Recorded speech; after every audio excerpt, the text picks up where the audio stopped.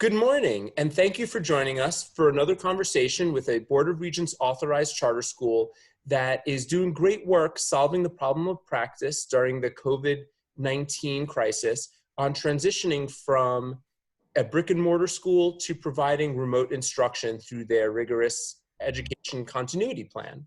I'm joined today by Judge Marcia, who's the chairman of the Ivy Hill Prep Board, as well as Ambrosia Johnson, who's the school leader. Ambrosia, can you talk a little bit about what Ivy Hill Prep is, who you serve, where you are in New York City? Sure. Good morning, everyone. My name is Ambrosia Johnson. I am founder and head of school of Ivy Hill Prep. We are a kindergarten through fifth grade public charter school serving the students and families of East Flatbush, Brooklyn. So that's District 18. So our students come from East Flatbush, Canarsie, Brownsville, and East New York. Great, thank you. And Judge Marcia, thank you for joining us as well. How many years has Ivy Hill Prep been operating? Thank you for having me. Again, my name is Marcia Michael, and Ivy Hill Prep has been operating for maybe about 8 months. So this is really our first year.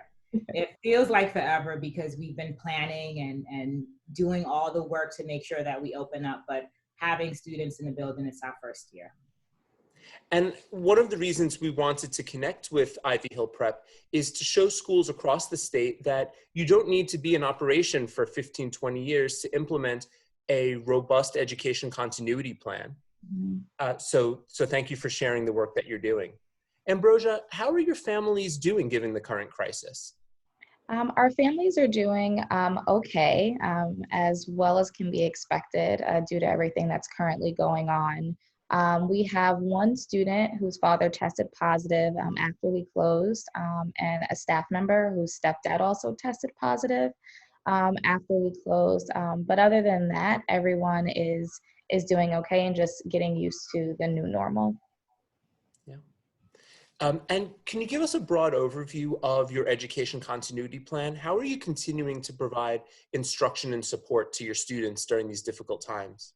Yeah, so our continuity plan is basically broken up into 3 different sections. The first section is essentially small group individualized video instruction for literacy and math instruction. That's the main component. The other 2 are pretty much supplemental. So the second part would be called distance learning binders, where students go home with distance learning binders that has academic curriculum inside that they can work on independently that's Common Core aligned, and it's also based on their academic level. So all students don't receive the same binder. The binders that they receive are based on their data for literacy and math instruction. And then the third part is the use of online literacy and mathematics games. And the only way that we could have included that plan in is to ensure that there was one-to-one technology for all of our students. So in order for the third part, which is also a huge part of the plan to work, we had to get Chromebooks in the house of every single family, as well as internet access. So those are the 3 parts. So the small group video individualized plan that happens through video conferencing, distance learning binders, and online literacy and math games. Thank you. And what curriculum are you using to provide remote instruction? Is it the same curriculum that you used throughout the school year when you were in your building? Yes, so we wanted to make it as streamlined as possible. So for students, we wanted it to be just as similar as possible for them. So for literacy, we basically looked at the data to figure out what the greatest need was for our students based on where they were. So when we looked at literacy instruction, we wanted to target specifically decoding skills and comprehension skills. So for decoding and phonics instruction, we utilize reading mastery in our building. So it's not reading mastery virtually, but there are different pieces of reading mastery instruction that do happen virtually. Our guided reading curriculum is lifelong readers curriculum, so we utilize that virtually as well. And math, we use a bit of everyday math. So we've kind of taken different pieces and made it virtual, but with a huge focus on CGI. Thank you for sharing that. Do you provide your teachers with any time to adjust their scope and sequence to remote instruction, or was it pretty seamless implementing their scope and sequence from before into the new situation? It was different. It was similar and different at the same time. We provide a scripted curriculum to our teachers. So we ensure that a lot of their focus is basically on execution and not really planning. So this kind of changed things a bit where they did have to do a little bit more planning. So what we did after we figured out what the plan was, I wanted to do it first. So everything that they had to do, I did it first myself. So in terms of the creation of lesson plans, what execution would look like. And I basically built an exemplar model of everything that they would have to do, so that when we went over it, it was pretty clear. So that happened first, where they received exemplars. And then what happens on a weekly basis is teachers submit their lesson plans for the upcoming week each Wednesday by 5 p.m. And then I go through and give individualized feedback for each teacher. And then we do another round. So that's how we ensure that whatever is being executed is rigorous and is top notch. So it's like a continuous back and forth of feedback. So talking about rigor, can you speak a little bit more about how you're ensuring rigor within remote instruction? In particular, how do you know that students are engaged and getting the content materials? So rigor was really important. And I think that that was the thing that caused me to lose the most sleep when this transition happened, because in the district that we serve, CSD 18% of students can read and do math on grade level. And it hit me that the numbers are 18% of students who are doing math and reading on grade level when they are in seats during the entire school year. And it hurt me to think of what those numbers would be when students are not in the building and they're receiving remote instruction. So our first thought was, how can we ensure that the instruction that we're giving is rigorous, it's data driven, and it's aligned to the students' need and the grade that we serve, right? Because our students are 5 and 6. So my vision and seeing other schools sending videos out or having 25 to 30 children on Zoom calls, it made me worry about what the rigor would look like and if kids would actually be learning. So we switched and we do small group instruction. So most sessions are one-on-one. It's one teacher and one student. The largest groups that we have are 3 students. And if there's a group like that, they are at the highest of their class and they're all on the same level. So it works for them. So because the groups are so small, it allows teachers to intentionally plan. So I know that this student that I'm meeting with, they are on this literacy step level. This is what they're struggling on, and this is what we're going to practice. This is the data that I'm using to ensure that the practice that they're receiving is data driven and according to what it is that they need. And then teachers are still collecting data, right, as we're teaching and as we're going through the virtual plan and then responding to that data. So as they're making decisions for the upcoming week, they have to use the data that they've received from that week. So that's one way. Another way is we've continued our feedback cycle for our teachers.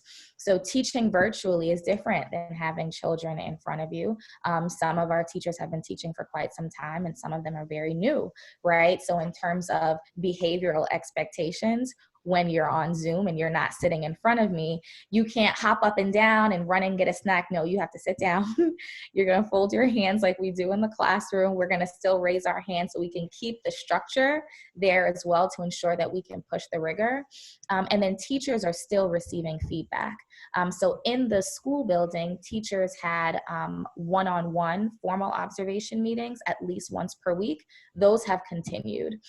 Teachers would receive in-the-moment feedback when we were in the building. That has continued. So though I'm not giving that feedback in person, it's happening virtually in the middle of a call or happening afterwards. And that's how we can ensure that we're streamlined as a team and that teachers are pushing the same thing and rigor is where it needs to be. And then finally, we mentioned for the distance learning binders, everyone is not receiving the same distance learning binders. So the work that's given to students is based on the level that they're currently on. So it sounds like differentiation of instruction is important when you're in a brick and mortar building. It's important when you're not, when you're providing remote instruction. Mm-hmm. And how much instruction per day are you providing for the average student? Yeah, so how it works is each student is seen twice per week for 45 to 60 minutes a day. So Mondays and Tuesdays at Ivy Hill Prep Virtual are devoted to math instruction. Wednesdays and Thursdays are devoted to literacy instruction. So if I'm a student that meets with Mr. Frank on Mondays we do math, and on Wednesdays we do literacy for 45 to 60 minutes. There's another student in my class who is on the Tuesday-Thursday track. They will meet with another teacher on Tuesday for math and on Thursday for literacy. Now, our students who are in the bottom 10% of their class for math and literacy, they receive a third session on Fridays so that they receive extra support as well. And that's not given by their teachers, that's given by our Dean of Special Supports, so because that happened in the building as well. So now that just continues to happen virtually. So it ends up being, in terms of this kind of instruction, about 90 minutes to 120 per week.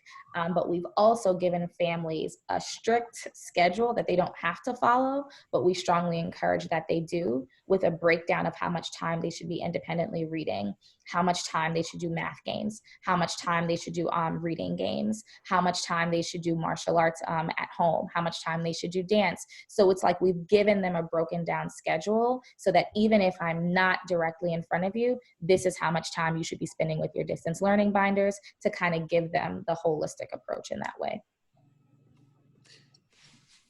Just shifting gears a little bit, you spoke about the small group instruction that you're doing, and it seems, and the differentiation of instruction, it seems almost tailored for students with disabilities.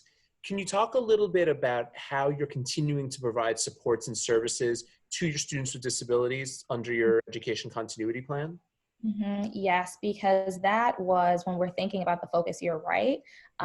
The reason why we didn't go the other route was because of our students with disabilities. And maybe not even just our students with disabilities, but students who just need a little bit more support. They need a little bit more one-on-one. They need a little bit more prompting. So when we think about that, those students are specifically with certain teachers in the classroom. So our students with disabilities, their virtual instruction are with certain teachers, teachers that typically have a little bit more experience, so that time is used as wisely as possible. And then our Dean of Special Supports, determining, using their IEPs and the supports that they usually get when in the building, they received extra materials when parents picked up their distance learning binders and their Chromebooks that had all of the materials that they would need for their additional support. So basically that's how we're tailoring it, by being as specific as possible and trying to increase those touch points with students. And we do think that this aspect of our continuity plan is going to change, where we're trying to increase the one-on-one time or the video FaceTime with students that will help our students with disabilities even more. And one more thing. I'll also go ahead. Yeah. They're still receiving their related services as well. So related services, that still happens, as well as counseling for formal and informal counseling. That still has remained the same. It has to happen via phone. It can't happen via video, but all of that stuff continues to happen as well to basically support those students. Thank you for sharing that. One of the key aspects of charter schools is the relationship between governance and management. You being the management of the school and Judge Marcia being governance. How are you continuing to work with the board? And then perhaps Judge Marcia, you can talk a little bit about the work that you and the board are doing during this situation. I told Judge Marcia yesterday, I said, we speak more now than we ever have before. We speak daily at this point because there are so many things that are changing and so many things that are happening, and it's so new. There's no rule book here. So the partnership is incredibly important at this time. And I think it's because of the partnership that we were able to get this plan off the ground. So we planned in advance for closure before we knew that it was even going to be a thing, but because she and I were in constant communication. So the packets were already ready. The letters to families just needed a date in the event that we had to send it out. She had already communicated with the full board. In terms of us getting Chromebooks for each student, that wasn't in our budget, right? We had to have an emergency meeting where it was like, texting like, this is my idea. Do you think this is possible? And she's like, it's definitely possible. Let's get a call with the treasurer, move the money around, make the order. So it's been a lot of communication in order to push things through to ensure that we're going about things in the right way. And I'm sure that she can add some more regarding other things that are happening on that end. So for the board, it was incredibly important to be able to support Ambrosia, right? Because as you hear, the continuity of education plan is intensive. And she spent a lot of time making sure that it was something that was really quality. So for us, how do we jump in and support her efforts? And to do that is, number one, making sure that we were able to speak often, making sure that we communicate often so that when things are changing, when she needs some information about something, that we can provide her with that information, provide her with that guidance. And also for the board to feel like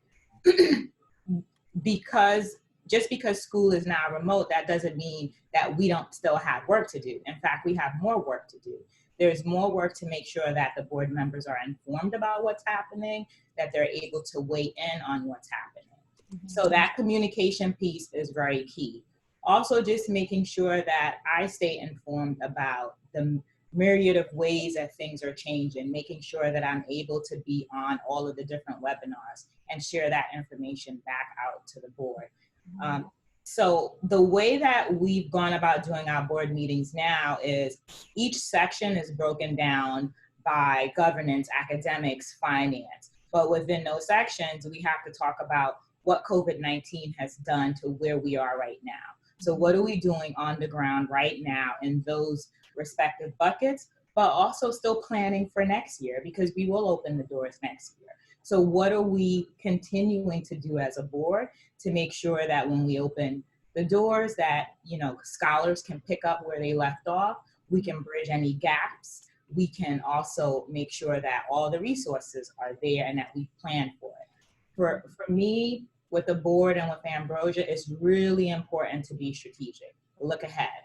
That's why it was kind of not easy, but we were able to pick up and get the plan working, get the information out to families, able to sit down and come up with a plan to get the Chromebooks, move money around. So all of the different pieces have to be working together and communicating with each other in order to make sure that we're able to really move quickly. Mm-hmm. Thank you for sharing that. Ambrosia mentioned that you're having conversations almost daily together. What are the topics of those conversations? Topics of the conversation include spring break, funding, just really key governance things, right? In order for Ambrosia to be able to do what she needs to do, we need to be able to plan and take action as a board. So it's important for me to know what she's thinking so that when I speak to the full board, we can kind of take some guidance from Ambrosia because she's really on the ground. So for example, yesterday we talked about spring break and what does that mean for our teachers. And as you can hear from the plan, the teachers are working so incredibly hard. They're up early and every hour they're doing something. So we want to make sure that, kids have the continued supports that they need, but we also want to make sure that the teachers are supporting. So just working those issues out, talking those issues through with Ambrosia, things that I might not know because I'm not in direct contact with teachers. We're definitely talking a lot about finance, right? How do we conserve? How do we move around money? How do we plan to make sure that we have the resources for next year, and we have the resources to continue doing what we're doing right now. Yeah. What else would you say we talk about, Ambrosia? Emails, webinars. Sometimes, Ambrosia, the other thing too is, you know, we just did the lottery. So there may be a webinar that Ambrosia can be on that webinar and get the information that she needs. But I'm also on it. So I'm in the process of making my notes and sharing it with her so that we both have all of the information as it changes. Mm-hmm. Great. And is the board still meeting? And Yep. So how are you coordinating those meetings? So we're absolutely still meeting. We're absolutely still having committee meetings. We have a standing meeting calendar for every committee meeting and for the board. We already had a Zoom account set up. So now we just use the Zoom account to make sure that we meet. The meetings are recorded. Everyone's on video conference. We're taking minutes. I'm in a process of making sure that we get the recordings transcribed. I'm in a better position to do that because I actually know court reporters who can work with me to help with that. But that's a good inside track. we are definitely still meeting. I speak with the treasurer very often about just making sure that we are looking at our finances and that we have everything set up so that Ambrosia can do the things that she needs to do. But absolutely, and then the board hears from me. I've implemented doing this sort of like weekly wrap up because things are changing so quickly that I send an email out weekly to the board. Hey, these are the COVID-19 changes that have happened in each bucket: academic, finance, governance, development, because we still need to make sure that we're doing that as well. And also the head of school evaluation and support committee, making sure that whatever changes are happening, whatever we need to do, we've done that. In addition to that, we didn't have a vice chair, but we were able to, unfortunately, due to COVID, get someone to step up to be a vice chair, right? Because I'm able to be on a lot of calls now and do a lot of things, but what happens in the event that something happens to me, right? And we need to make sure we have that continuity of planning and succession for the board members. So I've also had board members who've stepped up to say, well, I will shadow the treasurer and I'll make sure that if we need someone to do that, I can do that. I'll shadow Marcia. If we need someone to do that, we'll be able to do that. Mm-hmm. I think that's such an important point, that continuity planning, not only for the school leader, but for the board, is critically important, even during normal times, and doubly important now. We don't know who will get sick or what life circumstance will take, although we hope everyone stays healthy and well. And so I'm really glad you said that, Judge Marcia, and that I don't think enough schools are thinking about that. Right now, so many people are putting out fires that it's hard to think long-term and think strategically. So I'm glad that you are doing that. And it seems like this is just a continuation of your practices when school is in session normally. It is. It's important for me to have, to make sure that everyone knows what's going on and that the information is just not locked into one portal, that another person can come along and pick up and do it. Because we're not all going to be doing the same thing forever. We're not all going to have the same amount of time to devote to things. So it's super important for me to leave something better than I found it and be able to hand it off to someone else. Yeah. Well, thank you. Anything else you'd like to share about board governance? I want to shift gears a little bit. Nope, that's it. Great. Well, thank you. So, Ambrosia, like I said, shifting gears a little bit, we've had a lot of conversations about what schools are doing now to transition to remote instruction. And I just wanted to get your thoughts on what you're doing and how you're planning for re-entry into your school building. So post-COVID-19, and we know that we will get through this. We don't know when, but what is Ivy Hill Prep doing to prepare for day one of back in the building instruction? Yes. Being very honest, all of our brains have been on this plan, and getting this in a good place where we felt comfortable, so that we could kind of step away and get back to um, our other tasks and other competing priorities that are happening right now. So when we think about opening our building again, we are preparing to open our doors to 60 new kindergarteners next year. So ensuring that our lottery took place, that our enrollment meetings are taking place so that we can get our paperwork for our upcoming students. It was interesting when we first closed, we thought, oh, we'll be able to plan for all of our events for June, right? Our graduation, our Mm-hmm. field day, things like that. And I had to kind of put a dotted line through all of those tasks because we don't think that those things are going to happen. So when we think about big picture right now, the main priorities are one, our upcoming students, two, our upcoming staff. So the people who are going to be educating our students when we open up our doors again. And if that's after that school year, we're thinking about our teachers for next year, and our organizational charts, so the folks that we have to hire for the upcoming year. And we're thinking about ensuring that our space is ready for students to come back. So in terms of our procurement plan for all of the different furniture, things that we have to order, technology that we're going to have to order. So all of the things that have to happen while we're not in the building is currently what's on our brains. And we've kind of divvied up those responsibilities among our leadership team so that we can attack those appropriately. And then when we meet twice per week, at least twice per week. We give updates and we keep pushing towards those goals for next year. One more thing, which I Yes. haven't gotten to yet, but it is on my bucket, preparing for summer PD. So as we prepare for next year, we have to prepare for the preparation of next year. So at Ivy Hill, we have about 4 weeks of PD before teachers even see our babies.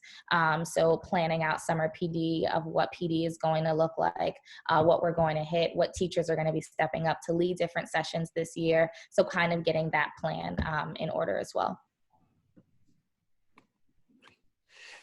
And talking about planning for next year, schools have, it's lottery season and schools are conducting their lotteries. You mentioned before that you were doing yours. How did that go? And how are you engaging with prospective students now that you can't meet with them in person?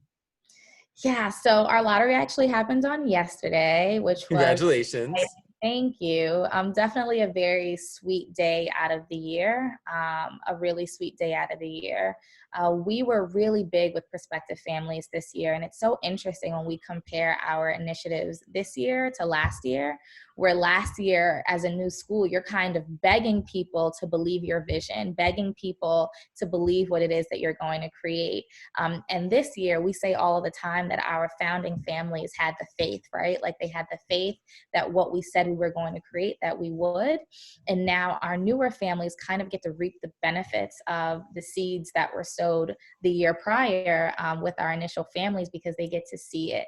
So we were really big on open houses prior to COVID-19, and I'm really happy that we prioritized that. We had at least 2 per month, but the turnout was amazing for our open houses. So we garnered a lot of support, and parents were really excited about the lottery. Like at 10:10, we were getting Instagram messages like, did it happen yet? Was my name chosen? What happened? What were the results? So it was successful. It was hurtful to communicate to those parents as well. When you think about communication, we had to also communicate to prospective families. Our open houses are canceled until we have a hold on what's going on right now. Mm-hmm. Here's where you can look instead to kind of get a glimpse into who we are and how we approach this work. So we've been in communication with them as well. Every family that got accepted also got a private phone call yesterday to congratulate them, which they really appreciated. So that was a really sweet moment. And now our ops team is knee deep into the enrollment process to ensure that our enrollment policies are coming to fruition now. So communication will continue. Our enrollment meetings for this year, we're going to have 2 that take place on the 24th and the 25th. So similar to how we disseminated our Chromebooks and our distance learning binders, we're going to plan out a similar run of show for the enrollment meetings, where we have to collect data from families and they have to complete things as well. But we definitely just want to make sure that that happens, but in a way where we're taking the necessary precautions to ensure that everyone stays safe. So the plan in terms of our prospective families is to continue as we originally planned with our calendar, but we just have to go about it in a strategic way to ensure that everyone stays safe. So those plans are still in motion, but everything should happen as planned. And one last question. What about teachers? So you're expanding grade levels, you're a new school. How are you recruiting and interviewing teachers given the current situation? Just like we're talking today via Zoom. So we have a hiring team, which is essentially our leadership team. And sometimes we have a teacher on. And just like we would do in the building, there are different levels to our interview process. So there's a written portion, and then there's a phone screen. And if they make it past that round, they would have come in for an in-person, but now the in-person is virtual. So we've gotten really creative in the last couple of weeks of how we spice up Zoom interviews, where we channel different, student behaviors here to see how people can balance between being warm and being strict. Can they take feedback? So I give feedback via Zoom as if I would if you were in front of me in a classroom. So I'm standing up, I expect for you to be up, I expect for you to be scanning, I expect for you to show your levels, things like that. So in terms of the things that we test in person, we're still testing via Zoom. We can check back in September to see if it works. But we're putting those forces forward. Judge Michael had a really great idea when we spoke with Vicki earlier this week around still reaching out to the different colleges that we had reached out to before to just continue that communication, because just like we are anxious around ensuring that we have the best talent in front of our students, we know that there are people with great talent who are likewise feeling worried, like, how am I going to interview? How am I going to find the school for me? So we're just figuring out the ways to bridge that gap. So I'm really excited that the remote learning plan is now in a place where I feel comfortable and our staff feels comfortable. So now I can begin to pull away a little bit to begin to focus on those things. Great. I just want to emphasize, one, I love your enthusiasm, Ambrosia, and the innovative work, the attention to detail, the the focus on teaching and learning was pervasive in Ivy Hill Prep before the current crisis. And therefore, no surprise to me that that really comes out as you're operating during the COVID-19 crisis. And I think that that's an important lesson for all schools, that you're still a school. You still need to provide instruction and supports for students. You still need to operate a successful education program. And the need for students to receive high quality education, for us to close the achievement gap, get students to and through the standards that we've set forth for their grade level, it still exists. Yeah. So I appreciate you sharing all of the work that you're doing. Is there anything else that you want to say or that you want to share with us? I would just echo that. I think that what I consistently think about is when this is all over, our students have to re-enter into our building. And it is our duty to ensure that they are receiving the quality of education that they deserve. And I can't imagine what it would feel like to have students come back into our buildings and the gap has just widened, So the goal here is to ensure that that gap does not expand, that parents feel heard, that parents feel supported. And that's the one other thing that I would add, is that parents are your advocates, period, but especially during this time. Every parent wants their child to be the best, right? And it's just that parents want to ensure that they know what they have to do to actually support their child. And there's a blessing in every mess. I truly believe that. And the beautiful thing about this situation is that there is an adult that has to sign their child onto these computers every single day. So that means there's a touch point where we can get to a family member and say, he did so well here. This is what I need you to do on Tuesday and Wednesday before I meet with him again on Thursday. This is what I need from you. In your email right now, you have a PDF of sight word documents and of sound combinations. I need you to push those. Please do those, because I'm going to test him on that when we get back together. So the partnership here between the board and the school, and between the school and the families, it's critical right now, and that our kids feel loved. We're still exploring different ways to make sure that when they come into this virtual world, like, they're excited. We still do dance parties. We still do incentives. We're going to do Spirit Week the week of the 13th. So it's like, how can we ensure that they still feel safe and they still feel loved despite these circumstances? So those are our main goals. Yeah. And I really appreciate that you're not only attending to their academic needs, but their social emotional needs as well. Definitely. It's critically important during these uncertain times. Mm-hmm. Well, Marsha Michael, Ambrosia Johnson, thank you so much for sharing the great work happening at Ivy Hill Prep. We encourage anyone who's interested in learning more about Ivy Hill Prep and the work that they're doing by going to their website. It's www.ivyhillprep.org. Thank you very much, and be well.